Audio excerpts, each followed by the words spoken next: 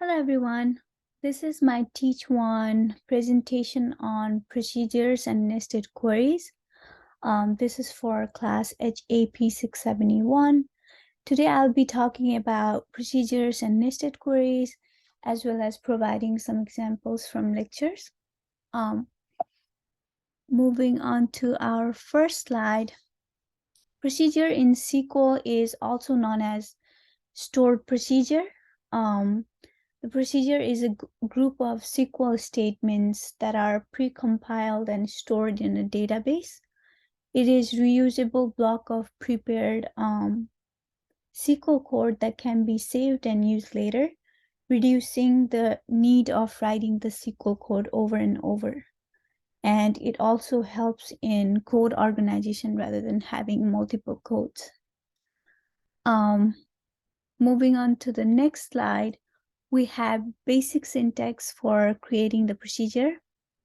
This is a basic code for writing a procedure. Create or replace procedure here is used to create a procedure. The statement of the query is used to create new procedure, where or replace usually signifies if there is a procedure with the name that already exists, then it will be replaced. Parameter in and out. The statement of the query defines input or output parameters for the procedure where the parameter's name can be referred to the value that is passed to the parameter. In function here signifies input parameter, which is used to pass value into the procedure, whereas out function acts as output parameter, which returns the value from the procedure. And the type signifies what kind of data type we're using. And is as function here signifies the beginning of the procedure's body, whereas the begin statement indicates that the procedures has begun. It's a command to begin the procedure. Procedure body represents the actual SQL code, and end signifies or specifies the end of the statement. Moving on to the next slide, this is an example of procedure syntax from the lecture. The purpose of the first statement is to remove the likelihood ratio procedure from the database if it already exists, since it says drop procedure likelihood ratio. The following procedure will define the likelihood ratio associated with specific diagnosis given in the question. A new stored procedure named likelihood ratio is created here, where it is created with 3 different input parameters. Here, DX varchar 7 is a parameter to pass a medical diagnosis, whereas alive float is another parameter used to represent the number of alive individuals, whereas date float is represented to dead individual into the procedure. Here, select function statement is used to retrieve data from HDX column from DVO final. I'm sure everyone's familiar with the procedure since we have been doing it on the other assignments as well.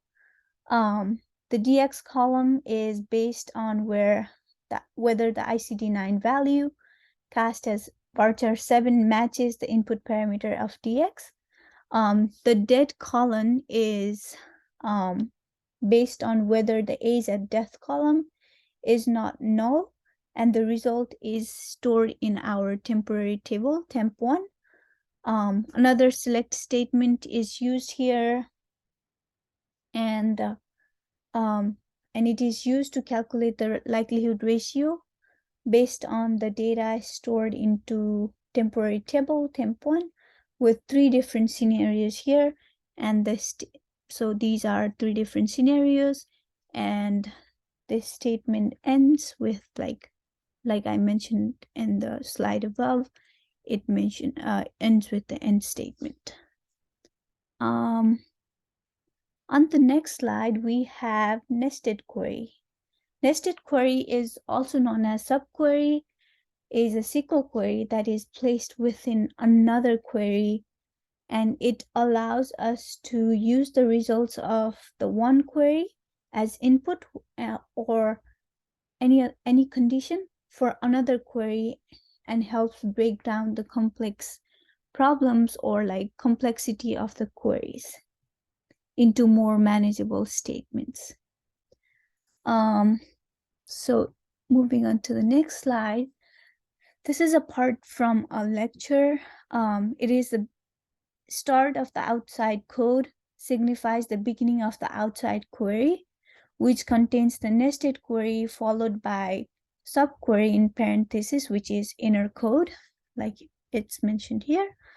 And end of the outside code indicates the outside query and the completion of the whole entire query.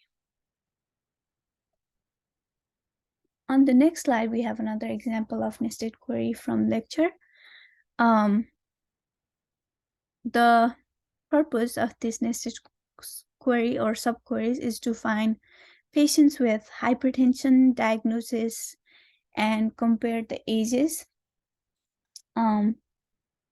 So the query here overall uses nested subqueries to find patient with hypertension diagnosis and compares the ages based on the condition in the case statement. The query commands to search if a patient has been hypertensive, the ever HYP statement right here. The ever HYP column is set to 1, otherwise it is set to 0. And patient with null hypertension status are kept null in the ever hype column. And the final results of the patients by ID and age shows whether each patient have hypertension or not. The example uses A and B. So as we can see here, it says A and B subqueries to extract data from ACE-Dx dbu.final, and A calculates the patient's age at diagnosis, whereas max function checks if the patient has a hypertension diagnosis, whereas subquery B is similar to A, which calculates age and hypertension for each status for each patient. The main select function here, select ID, selects patient ID, age, and uses a case statement. So here, case statement, to create the ever hype column. If the maximum hypertension status from B is greater than 0, or the maximum hypertension status from A is greater than 0, it sets ever hype to 1. And if the maximum hypertension is